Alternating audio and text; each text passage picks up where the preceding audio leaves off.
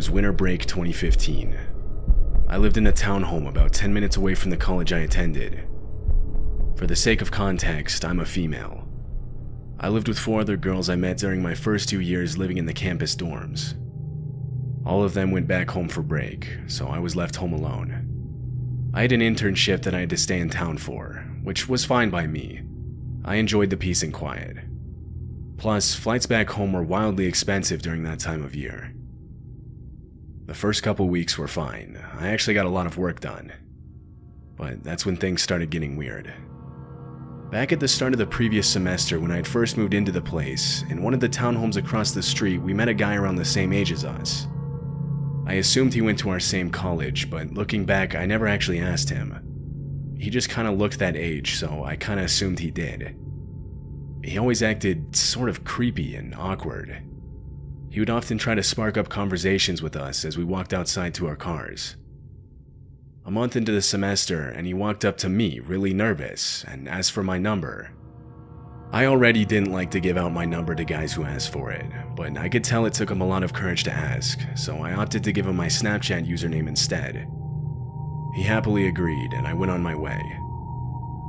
A few days went by, and I was already starting to regret this decision. First of all, his Snap score was literally 0, meaning he had made the account for the sole purpose of adding me.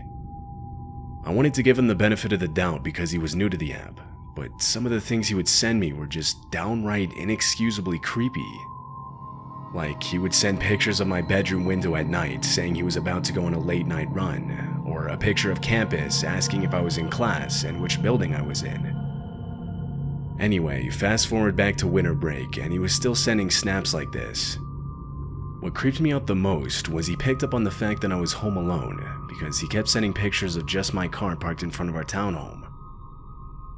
One night, I was asleep in my bed and was woken up to the Snapchat notification sound. I reached for my phone on my nightstand and saw that it was him. I opened it. It was just a black screen. I was a bit annoyed and went to the chat to tell him not to send me snaps so late in the night. Right as I started typing, I heard a buzz. And when I sent the message, I heard another buzz. It was close to me. His Bitmoji popped up in the chat and he started typing. "Sorry, I didn't mean to wake you up." I was still thinking about the perfectly timed buzzing sounds. I sent a chat saying, "Where are you?" His Bitmoji sat there for a full minute before he started to type something. He then stopped typing and left the chat. My heart began racing. I didn't know what to do. I wasn't sure if this was a good idea, but right then and there, I Snapchat video called him. Immediately, constant buzzing rang out from under my bed. I got up and ran out of my room toward the front door. From there, I sprinted to the nearest gas station, where out of breath, I told the on-duty cashier what had just happened. He called the cops for me. It took them 5 minutes to arrive, all the while I was spammed with Snapchat messages. They started out begging me not to call the police, but slowly got more and more aggressive with each one. In the last one, he threatened to kill me. I showed the cops and they began searching the house. After a few minutes, they found him hiding in one of my roommate's closets. They handcuffed him and took him out to the back seat of their patrol car. He was covered in sweat and shot multiple looks in my direction. I texted my roommates that night, and they agreed to canceling our lease early.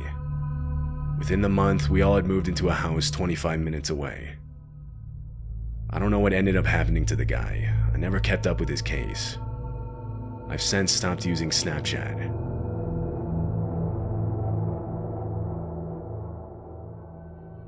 This happened to me when I was Snapchatting a friend.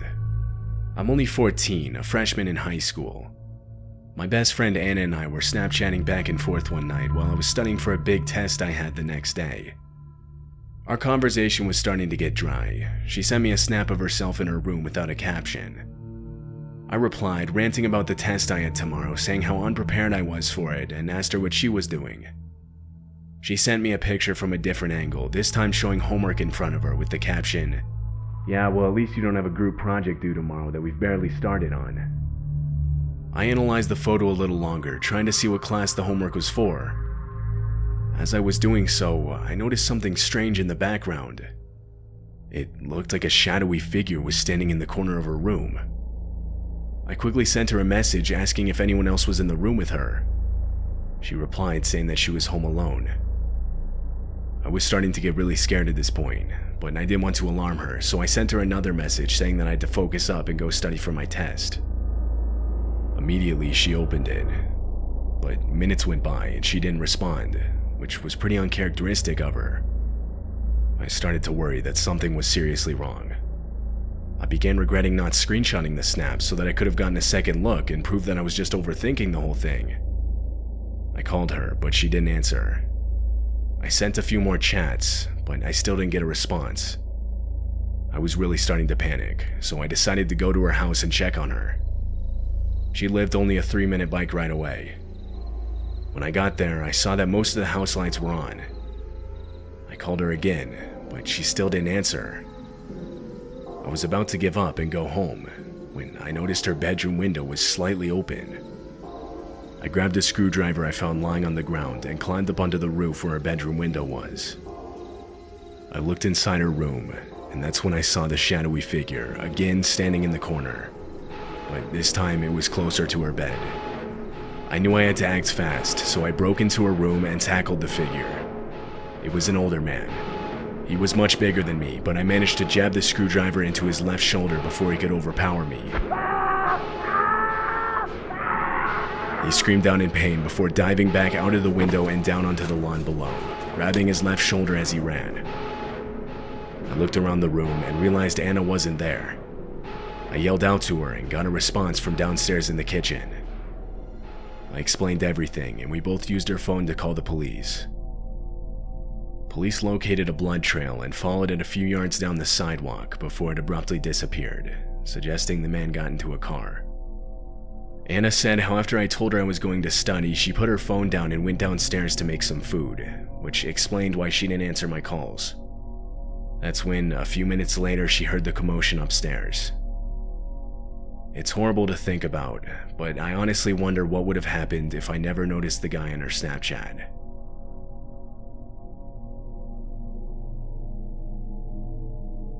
A few nights ago, I was struggling to fall asleep and was getting extremely bored, so I pulled out Snapchat to pass some time. I was going through people's stories when I noticed someone added me. Now, if you've ever used Snapchat, you probably already know about the massive problem it has with bots. 9 times out of 10 when someone adds me, it's just some bot trying to scam me into sending in money one way or another. I have no idea how they find my account, but somehow they do. The account had no Bitmoji, which immediately made me suspicious. I added it back as a friend and checked its snap score. Of course, it was low, meaning it was most definitely a bot account. As I waited for it to send me a message, I started to wonder what would happen if I video called it. Like, would it just be a random call center, would it be a black screen, or possibly a pre-recorded video? I was curious, and so I did. I called it. To my surprise, it answered immediately. My face showed up on the bottom of the screen, but on the other end was just someone's thumb pressed up against the camera. I could tell because it had a slight red hue for a couple seconds before going completely black. I started saying things like, "Hello, can you hear me? Show me your face," things like that. It was silent for a few seconds, when from the call, I suddenly heard a blood-curdling scream. It sounded desperate. It was more of a in-pain type of scream rather than like a jump scare type scream. It scared me, so I ended the call. Seconds after, the account sent my full address and a picture of my Bitmoji on the Snap Map. I immediately regretted sharing my location on it and felt my stomach twist into knots. I grabbed a nearby baseball bat and set it at my side. I switched to Netflix to watch something that would get my mind off of it. Every time I heard a car drive by, I got out of bed and looked out the window. This went on for 30 minutes. That's when one of the cars stopped in front of the house. It was a black Toyota. Just then, I received a Snapchat from the account. It was purple, meaning it was a video. I didn't want to open it. I instead unadded the account. Before I could look back outside of the car, I heard tampering with the lock to the front door. After only a few seconds, I could hear the door open, followed by footsteps entering the home. I should have mentioned this already, but I live alone. No one but me has a spare key. Whoever was in my house was someone that I didn't know. I locked my bedroom door and pushed my desk in front of it as quietly as I could. I called the police, and they told me to stay on the line with them until they arrived. I could hear the person walking around outside my room. A few seconds passed when the footsteps walked right up to my bedroom door. They stopped, and again I heard tampering with the lock. My heart was in my stomach. I thought about yelling out threats, but was instructed by the operator to stay quiet. The lock disengaged. The door was pushed, but the desk stopped it. Finally, distant sirens could be heard, followed by sprinting footsteps back outside the house. I looked out the window and saw a hooded figure get inside the black Toyota and drive off. Police parked out front, and I unbarricaded my door to walk out and talk with them. They asked me a few questions, which I answered the best I could. They asked about the Snapchat account, so I went in to add it back. The video was still there, so we opened it. It was a video taken from inside a car, showing the front door of my house, confirming the account was owned by the intruder. The police thought it was a kidnapping attempt, that the person behind the account would add random people in the hopes that they add them back with their Snap Map location on. I don't know if this has always been a thing, but this was the first time I had ever heard of accounts doing stuff like this. It made me seriously rethink all the bot accounts that I would add back on that app.